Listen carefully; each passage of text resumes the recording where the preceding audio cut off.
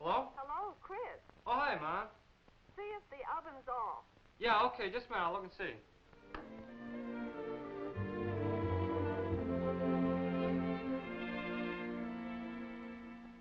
Hello? That's all. It is? Are you sure? Are you sure everything's turned off? All right, I'll be home in about an hour. Goodbye, dear.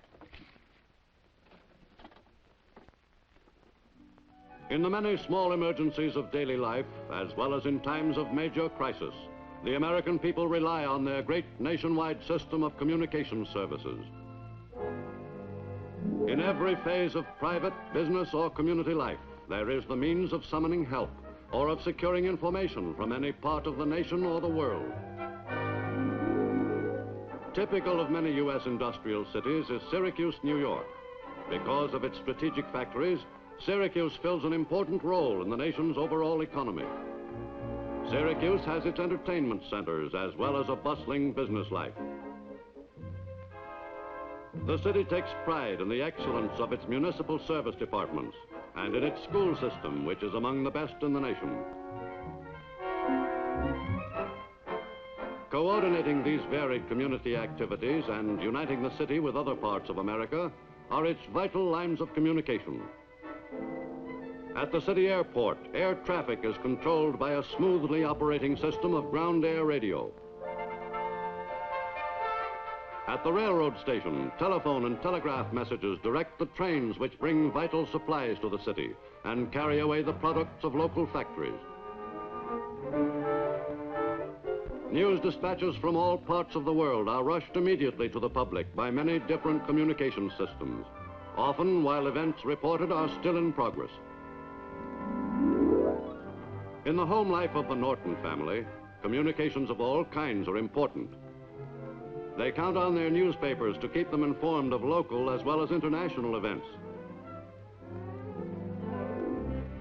They look to radio and television, not only for information, but also for entertainment. And for most emergencies, there is the telephone. Hello, Star Taxi? I'm at 223 Dorset Road. I've got to be at the airport at 4:20. Can you make it? You'll make it all right, sir. Thank you. Rest job. Number 49, 223 Dorset Road, an airport job, Russia. Number 49, 223 Dorset Road, an airport job, Russia. 223 Dorset Road. You're there now. Okay. Of key importance among communications in many American cities is two-way radio. For many everyday activities, this is the quickest way of coordinating operations. Mr. Norton, like many Americans, has long taken this kind of service for granted. One American who does not take his communications for granted is young Chris Norton. For more than a year now, Chris has been a radio amateur, a ham, one of the more than 80,000 Americans who make a serious hobby of shortwave radio. With his home assembled rig, Chris has spoken to other amateurs in all parts of the world. For construction crews like those of the Krevek Company, two-way radio is much more than a hobby. During the course of a routine day, the foreman makes dozens of calls for additional men and materials and to report on progress. Occasionally, an emergency arises. Hello, Bill. There's been an accident up on the highway, alongside where we're working. 2 cars. About 6 people. One needs help badly. Within a few minutes, the Krevek office has notified a city hospital. Calling Mobile 2. Calling Mobile 2. Calling Mobile 2. Dr. Scott speaking. Where are you? We're on our way back. There's been an accident on Highway 11, just beyond South Bay Road. Okay, we'll go right over.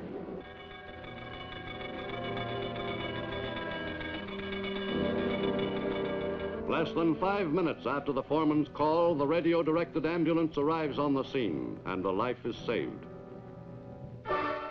During every important community crisis, two-way radio is called into play by the public safety departments of Syracuse.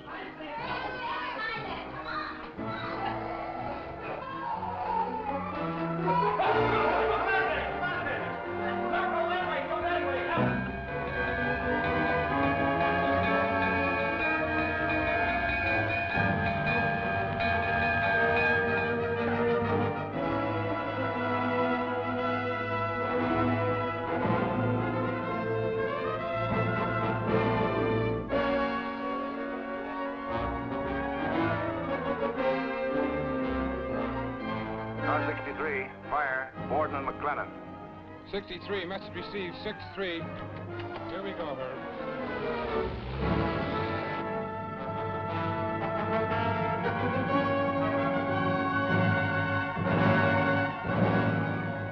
Prompt and efficient teamwork by the city departments aids in getting the blaze under control.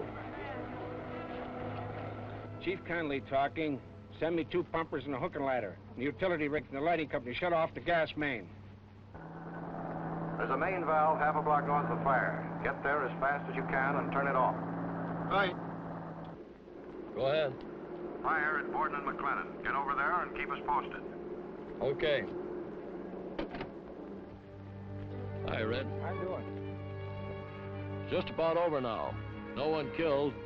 2 women and 3 children were overcome by smoke, but they're expected to recover okay. The owner estimates the damage at about $25,000. Over the years, two-way radio has become an essential part of community life in America. It has helped to save thousands of lives and millions of dollars in property. It has proved its worth time and time again. At the most unexpected times, cities throughout the world have been exposed to destruction from floods, storms, fires, earthquakes, and other disasters. At these times, the lives of those in the community depend on the efficiency with which rescue teams can work together. Today, as in all the major industrial centers of the nation, civic leaders in Syracuse are laying plans to meet the gravest emergency their city can possibly face. Of paramount importance in their planning is the role of two-way radio, at a time when other communications facilities may become inoperative. Colonel, our communications men are holding a meeting next Tuesday. Do you suppose you could be on hand to tell us something about the situation which we may have to face? Sure, I'll make it a point to be there. Fine. You've done a good job in setting up our station, Jim. Is it operating now? Oh, yes. We always have a man on duty, and there's a large auxiliary group standing by. I'd like to see your setup. Well, I think that can be arranged. Do you have time to see it today? I think so. Fine.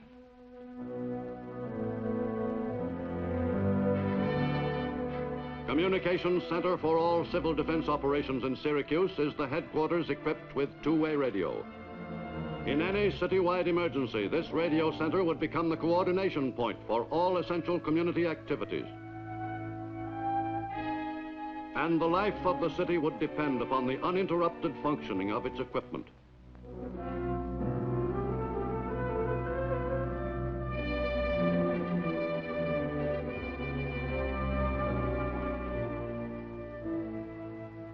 We charted every two-way radio station and mobile unit in the city. We've over 400 of the mobile rigs here. Most cities don't realize how many they have until they count them. Now, this unit over here is a console. Jack is our head operator. You tell the Colonel about this unit, Jack? Okay. We've got over a dozen different radio systems here, Colonel. Police department, fire department, ambulances, hospitals, 5 cab companies, construction company, power company, county highway department, and so on. I see. What goes on over here? Well, as you probably know, Colonel, this is the operations table. Since we're the coordinating center, of course, we'll have our civil defense officials here. And in addition, we'll have working at this table the officials of cooperating city departments and private companies. That way, the officials who normally run these activities will be in charge of their own men.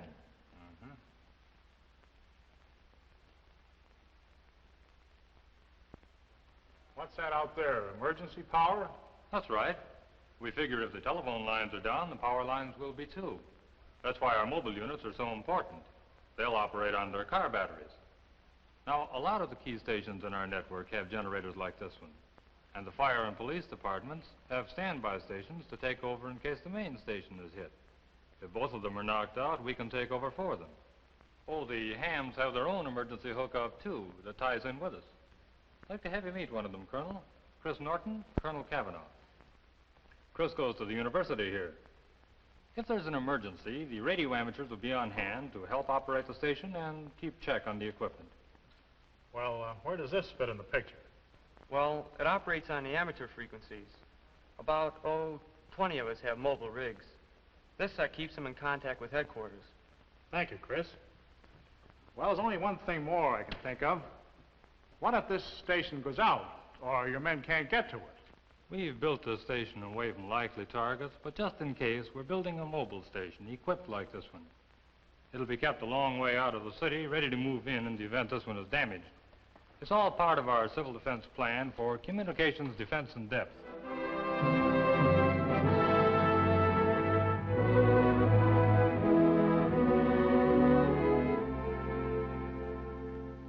As you can see, we can't predict the kind of raid that might take place or how your city would be affected. What I have told you, with some reservations for security reasons, represents the best information we have to date. It will be up to those of you here in the audience who have volunteered or have been assigned to civil defense work with your self-powered and mobile two-way radio to maintain contact with the various contingents of defense workers.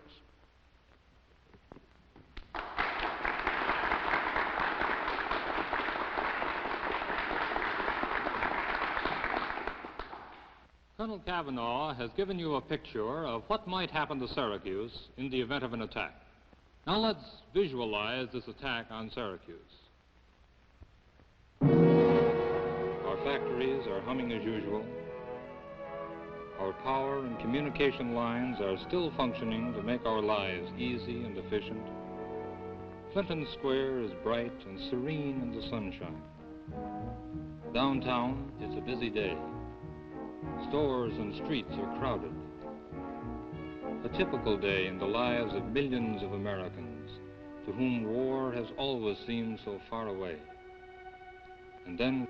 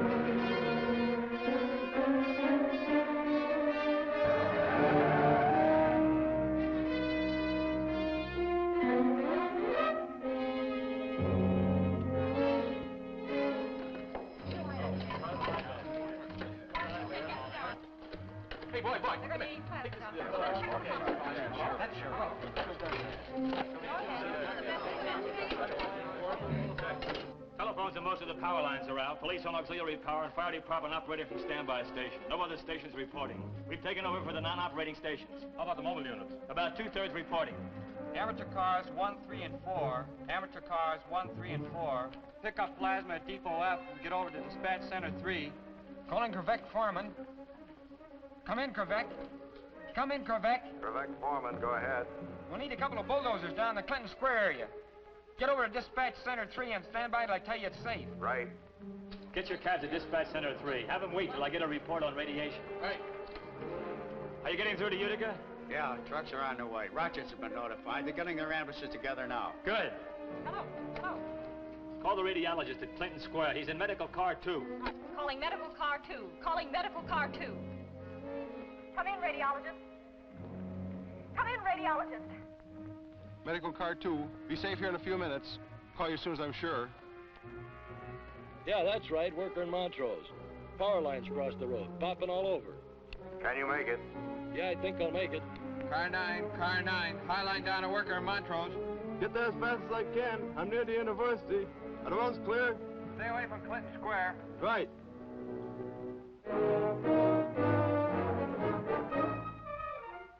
It's okay now. Radiation safe now. Crews can come in. It's all clear. Good. Dispatch Center 3. Dispatch Center 3. All clear in the Clinton Square area. Krivek crew move in first. Medical cars follow. Cabs evacuate as many as you can to the state fairgrounds. It's pretty clear now on Erie Boulevard. Call in if you hit any bottlenecks. Call in if you hit any bottlenecks. Right. We're on our way. Okay, folks, let's go.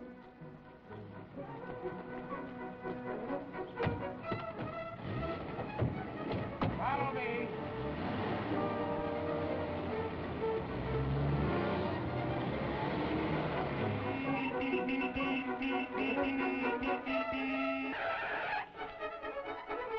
Park Hill School's burning bad. Any kids in there? Over 300. Chief, there's a bad one at Park Hill School. Oh, that's terrible.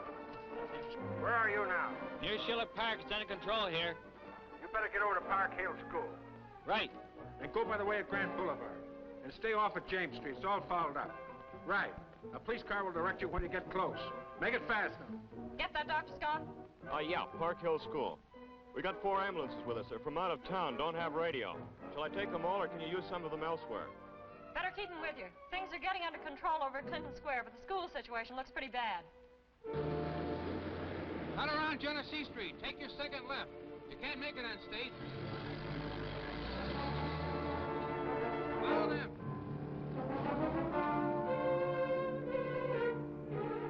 Just passed a good half mile on the boulevard.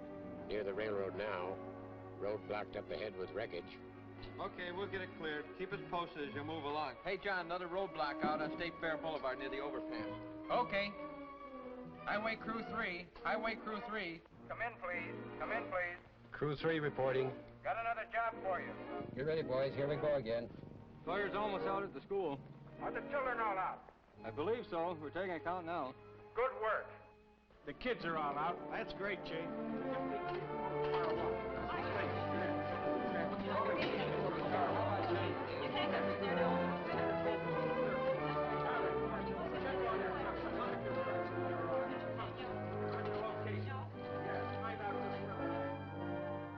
The job of coordinating this city's civil defense communications may last for days, possibly as long as a week. We'll never really know what the job will be until we're actually faced with it. We may never have to face it at all. But I think that we can say that as far as communications are concerned, Syracuse is ready for any emergency.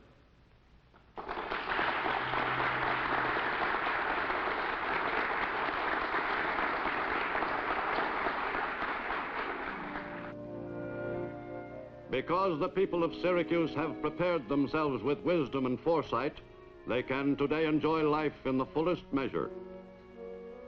Chris, dinner's ready. Okay, Mom, coming.